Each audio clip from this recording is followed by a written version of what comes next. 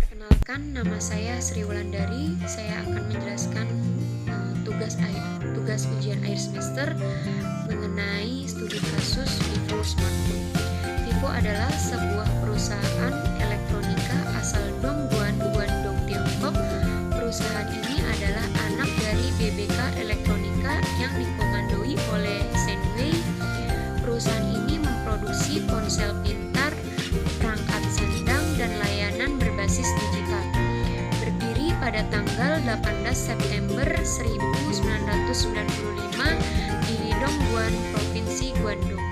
Berdasarkan studi kasus, jelaskan peluang, ancaman, kekuatan, dan kelemahan di smartphone Vivo. Peluang. Sebagai informasi, pada 2019, Vivo telah memperluas basis produksi kedua di Cikupa yang bertujuan untuk menghasilkan jutaan unit produk di 2020. Hal itu memberi peluang lapangan kerja yang lebih besar. Selain itu, dengan dukungan tambahan produksi, tercatat pada 2019 lebih dari 17 produk diluncurkan dengan serangkaian produk berdasarkan data IDC Q3 2019. Vivo kini mencapai 2 besar smartphone teratas di Indonesia dengan pertumbuhan lebih dari 100% dibandingkan dengan kuartal yang sama di 2018. Yaitu ancaman. Pertama, keunggulan biaya. Dalam menerapkan strategi keunggulan biaya, maka suatu bisnis dituntut untuk menguasai pasar yang relatif besar dan memiliki keunggulan bersaing pada pengelolaan biaya pada perusahaan smartphone Vivo.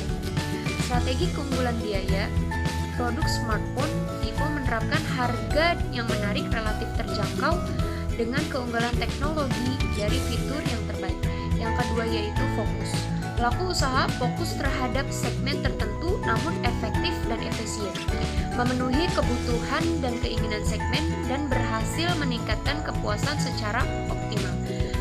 Strategi fokus akan sangat efektif ketika konsumen mempunyai pilihan atau persyaratan tertentu yang dapat dipenuhi oleh pelaku usaha dan berusaha tidak berusaha untuk melakukan spesialis dalam segmen konsumen yang sama. Syarat bagi penerapan strategi ini adalah adanya besar pasar yang cukup, terdapat potensi pertumbuhan yang baik, dan tidak terlalu diperhatikan oleh para pesaing dalam rangka mencapai pencapaian.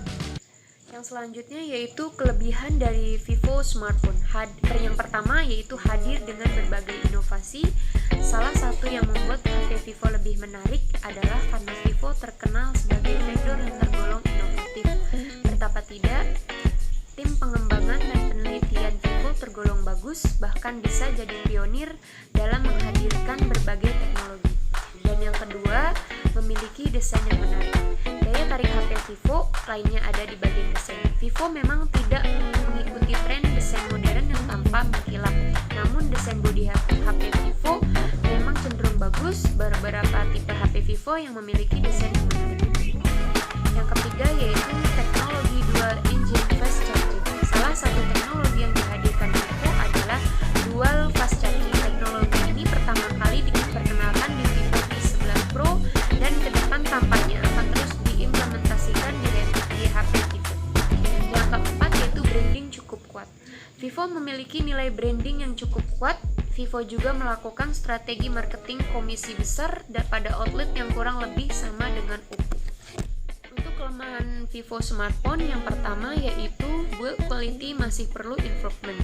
Meskipun handphone Vivo memiliki desain yang menarik, baik V series maupun Y series, banyak yang masih menggunakan bodi plastik.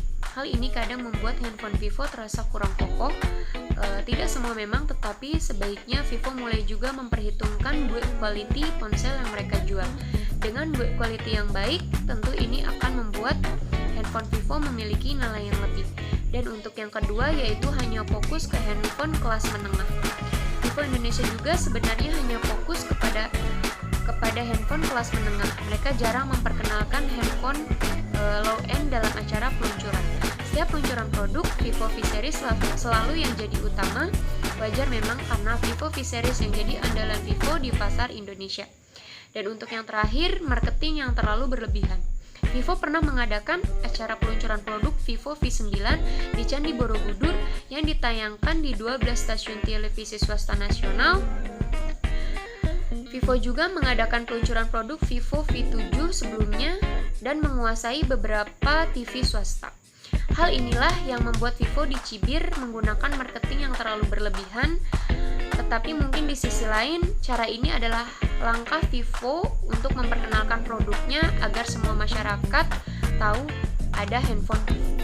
Untuk yang ketiga, strategi apa yang akan Anda lakukan untuk mendapatkan peluang, mempertahankan dan meningkatkan pendapatan pada masa pandemi? Jawabannya adalah staycation. Menyarankan pengusaha hotel mempersiapkan program-program staycation yang menarik. Kalian pasti sudah tahu staycation itu apa? Namun pasti banyak masyarakat umum yang awam dengan kata istilah ini. Secara gampangnya, staycation adalah berlibur tetapi di dalam kota. Atau bisa disebut juga berlibur yang tidak jauh-jauh dari kota tempat kita tinggal.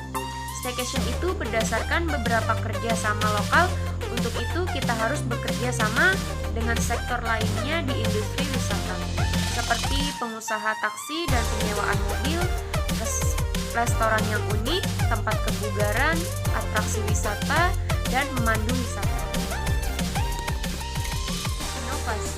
Di sini saya dan tim mengelola harus fleksibel dan lincah dalam membuat skenario perencanaan dan memonitor pergerakan pasar. Cara pertama adalah membuat situs pemesanan menjadi lebih mudah diakses oleh masyarakat lokal dan wisatawan domestik, sehingga mereka mudah melakukan pemesanan. Langkah berikutnya adalah membuat paket yang bernilai tinggi bagi konsumen. Untuk itu mereka bisa bekerja sama dengan sektor lainnya di industri wisata.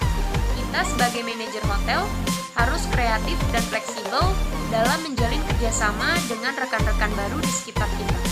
Dengan begitu ada peluang memperoleh profit kembali dan cara-cara baru yang tak terpikirkan sebelum wabah merabak. Ini semua tergantung dari kita semua yang untuk berinovasi, mengantisipasi, dan beradaptasi dengan perubahan. Upaya lain yang bisa dilakukan adalah mulai membuat gift voucher yang menarik. Pada masa ini semakin banyak orang yang memberikan hadiah voucher hotel kepada orang terkasih atau anggota keluarga.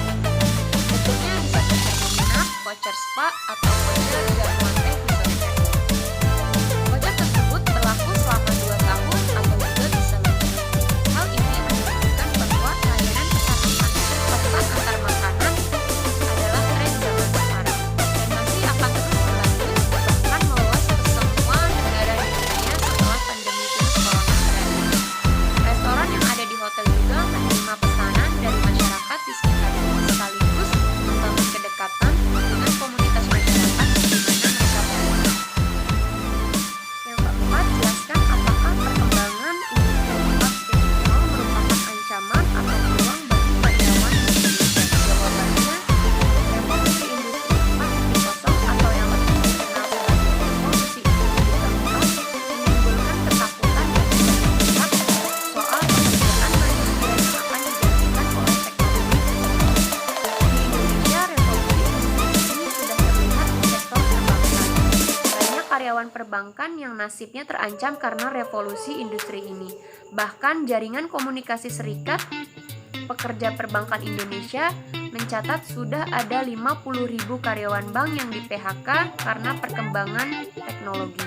Revolusi industri keempat ditandai dengan kemunculan superkomputer, robot pintar rekayasa genetika, kendaraan tanpa pengemudi yang dapat mengancam hilangnya profesi supir, yang dimana memungkinkan manusia untuk lebih mengoptimalkan fungsi otak. Dampak dari revolusi industri keempat dapat menciptakan pola pikir yang inovatif dan kreatif, tapi tidak menciptakan pola pikir yang kritis. Ancaman dan peluang revolusi industri keempat. Ancaman secara global, era industrialisasi digital menghasilkan 1-1,5 M pekerjaan sepanjang tahun 2015 sampai 2025 karena digantikannya posisi manusia dengan mesin. Diestimasi bahwa 65% murid sekolah dasar di Indonesia akan bekerja pada pekerjaan yang belum pernah ada hari ini. Terima kasih.